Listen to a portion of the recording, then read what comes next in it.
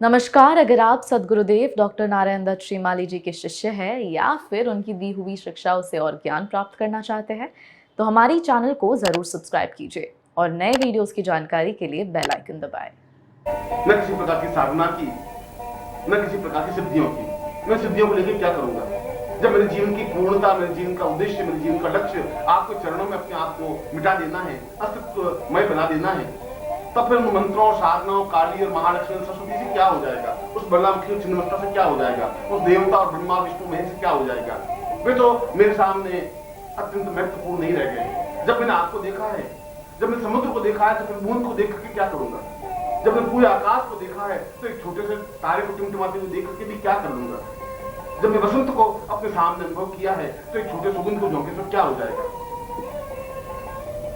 गुरुदेव, मैं तो केवल इतना जानता हूं कि मैं आपका हूं। मैं केवल इतना ही मंत्र जानता हूं कि केवल आप और आपकी कृपा दृष्टि ही है। मैं तो केवल इतनी भावना जानता हूं कि, इतनी साधना जानता हूं कि मैं आपके शरण में हूं। और मैं केवल इतना ही तंत्र मंत्र योग और दर्शन जानता हूं कि मैं केवल और केवल मात्र आपकी शरण में हूं। न तातो वतानि न मातम न भातम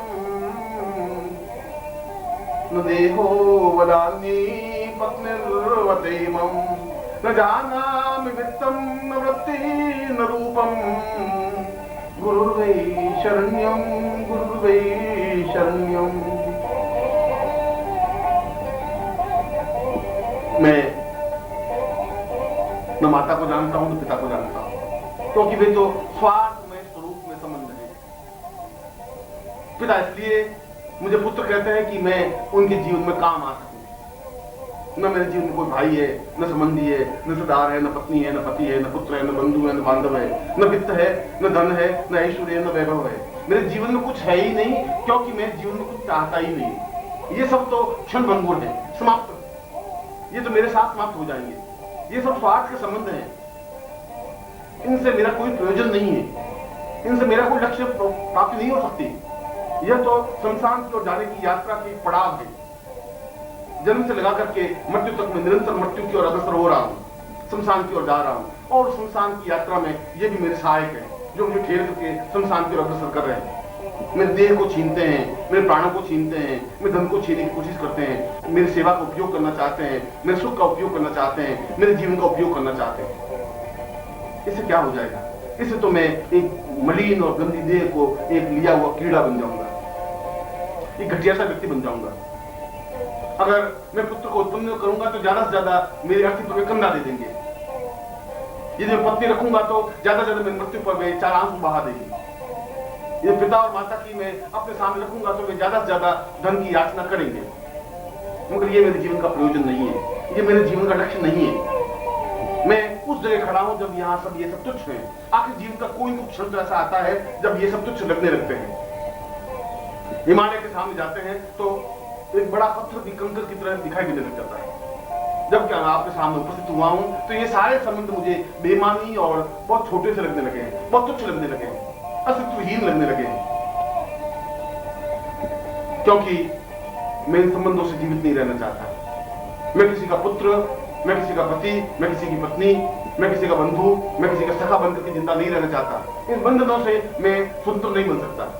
ये बंधन तो मेरा अभिशाप है, ये पांवों की बेड़ियां हैं, ये मुझे जकड़े हुए हैं। मेरे सांसों पर इनका नियंत्रण है, मेरे आत्मा पर इनका नियंत्रण है। मेरे प्राणों को दबोच लिया है।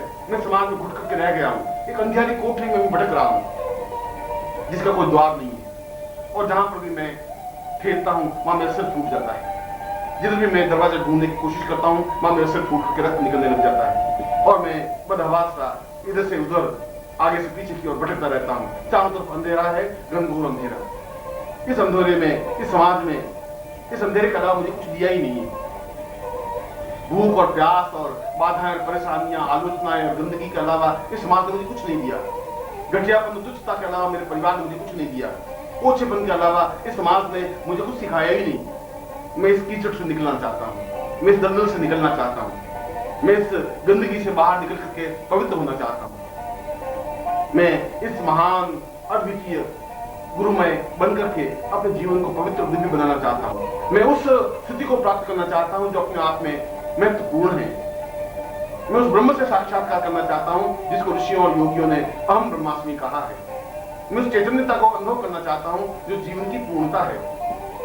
आप मुझ पर कृपा करें, मुझे वापस से बंधनों में नहीं खेलें।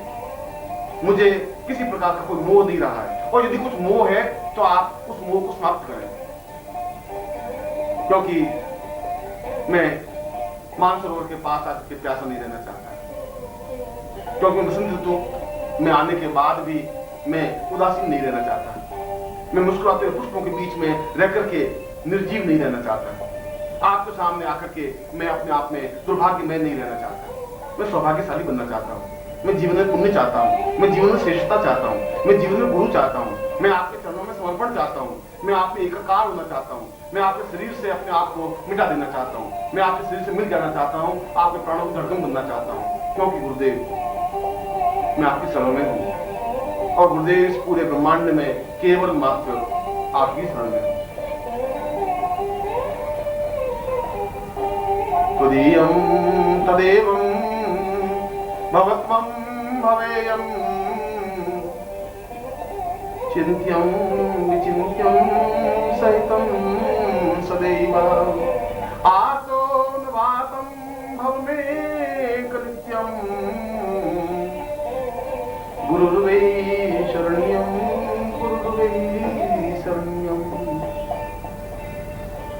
मैं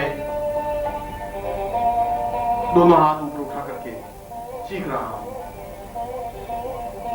मैं पूरे प्राणों में आवाज भर करके उच्चारण कर रहा हूं। मैं जोरों से बोल करके अपनी बात आप तक पहुंचाना चाहता हूं। मेरा सारा शरीर थर थर कांप रहा है। मेरी आंखों से आंसू प्रवहित है। मेरे मुंह से बोल नहीं निकल पा रहा है। मेरा गला गदगद हो गया है, और सारे शरीर के रोम रोम अपने आप में आवाज निकालने लग गए हैं, चीखने लग गए हैं, चिल्लाने लग गए हैं। मैं अपने आप में नहीं रहा हूं। मैं अपने आप में थरथराहट अनुभव कर रहा हूं। मैं ऐसा लगता हूं कि जैसे मैं एक ऐसी बूंद हूं जो अंगारे पर पड़ी है और छंद के साथ खत्म हो जाती है। ऐसा लगता है कि जैसे मैं बादल का टुकड़ा हूं और किसी पहाड़ से टकरा करके समाप्त हो जाना चाहता हूं। मैं तो ऐसा कण बनना चाहता हूं जो आपसे टकराए और पूर्णता प्राप्त कर ले। मैं आपको पाना चाहता हूं। मैं आप में एकाकार होना चाहता हूं। मैं आप पे एकाग्र होना चाहता हूं। आप पे लीन होना चाहता हूं। और यदि ऐसा मेरे जीवन में नहीं हो सका तो इस जीवन को व्यर्थ है। इस जीवन का कोई अर्थ नहीं है। इस जीवन का कोई मकसद नहीं है। इस जीवन का कोई मूल्य नहीं है। ये तो अपने आप में संसार की यात्रा का एक पड़ाव है, जिस लाभ को मैं अपने कंधे पर ढोता हुआ संसार की ओर बढ़ रहा हूं। इस जीवन से क्या मूल्य हो जाएगा? क्या मेरी चीखों का, मेरी आवाजों का, मेरे शब्दों का आप पर कोई प्रभाव नहीं पड़ रहा है? क्या मैं गदगद कंठ से बोल रहा हूं, आपका हृदय नहीं खींच रहा है? क्या मैं आर्तनाद कर रहा हूं और आपके हृदय पर कोई प्रभाव नहीं पड़ रहा है? जरूर पड़ रहा होगा। जरूर कोई दुर्भाग्य होगा कि आप मुझे आगे बढ़कर अपना नहीं रहे।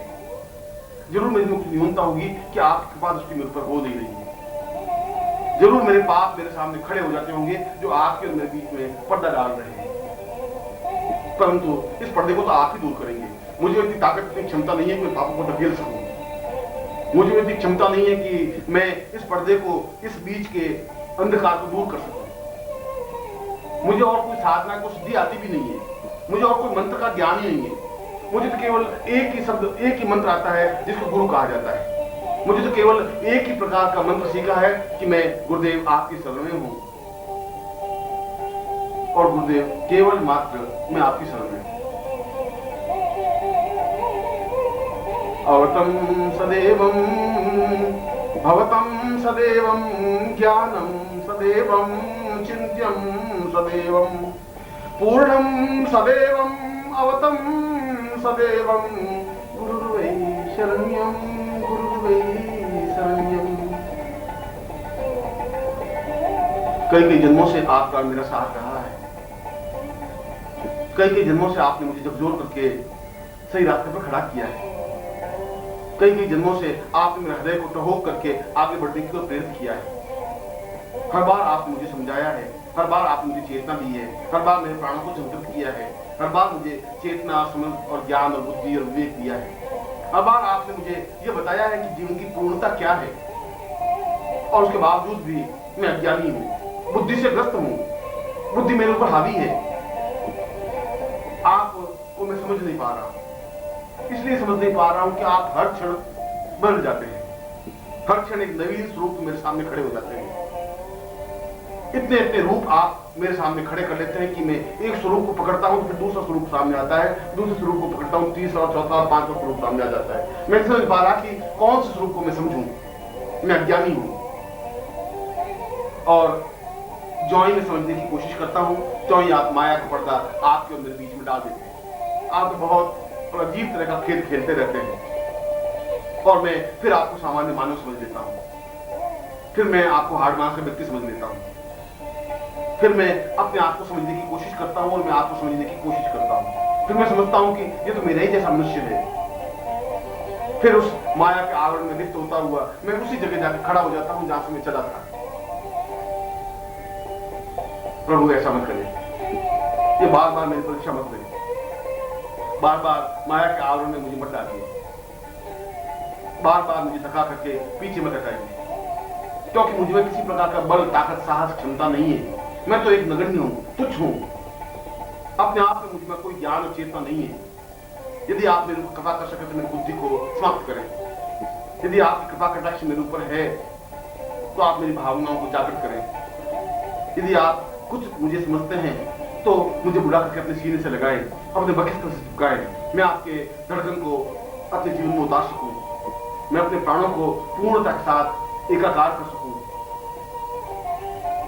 मैं आपको निमग्न हो सकूं, अपने आप में आपको लीन कर सकूं, आप पर मेरा अस्तित्व नहीं रहे, बूंद पूरी तरह से समुद्र में विसर्जित हो जाए, वायु का झोंका पूरी तरह समुद्र में और पूरी तरह से प्रभावित हो जाए, मेघ खंड पूरी तरह से सागर में मिल जाए। मैं तो उसी प्रकार से आपको लीन हो जाना चाहता हूं, क्योंकि मेरा एकमात्र सहारा और अवलंब गुरुदेव आप हैं। मैं आपकी शरण में हूं, केवल मात्र आपकी शरण में। वस्तुतः यह दुर्लभ उपनिषद जीवन का एक सौभाग्यदायक काव्य है। मैं आपको हृदय से आशीर्वाद देता हूं कि आप अपने जीवन में गुरुमय हो सकें, गुरु में निमग्न हो सकें, अपने जीवन को विसर्जित करते हुए पूर्णत्व को प्राप्त कर सकें और जीवन में वह सब कुछ प्राप्त कर सकें जो इस दुर्लभ उपनिषद ने स्पष्ट किया है। मैं आपको ऐसा ही आशीर्वाद देता हूं।